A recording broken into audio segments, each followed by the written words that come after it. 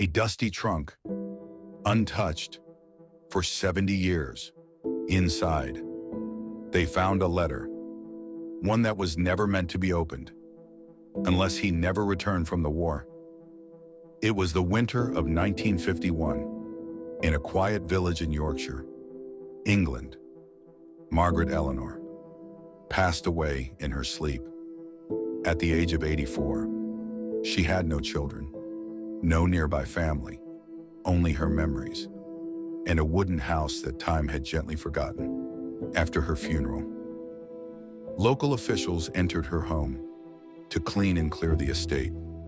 In the attic, tucked behind old books and broken furniture, they found it, a rusted iron trunk covered in cobwebs, locked, forgotten, but not empty.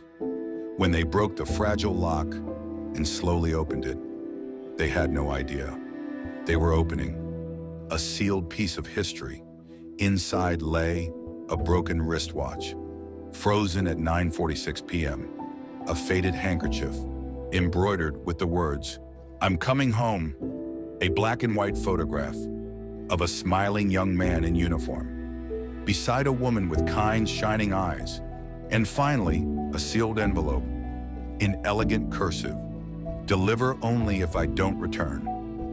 The room fell still.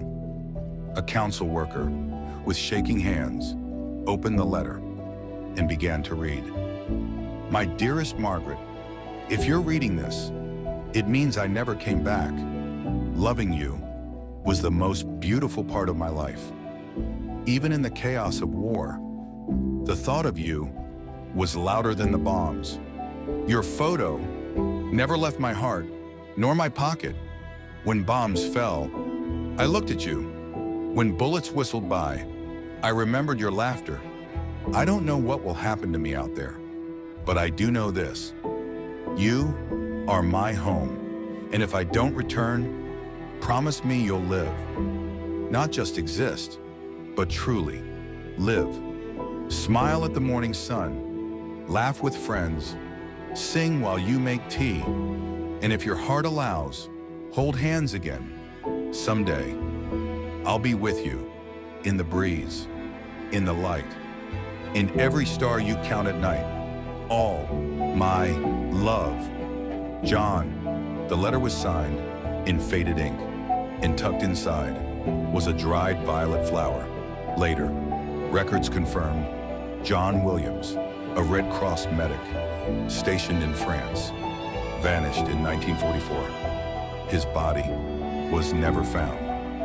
Margaret never remarried, never moved, and never opened the trunk. For 70 years, she waited. Maybe, as long as the letter stayed sealed, hope remained.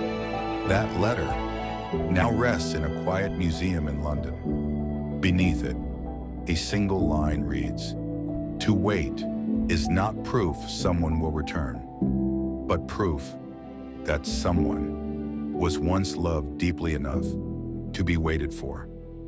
If this story whispered to your heart, leave a little heart in the comments and come back tomorrow night for another forgotten tale. This is Whispers of Time.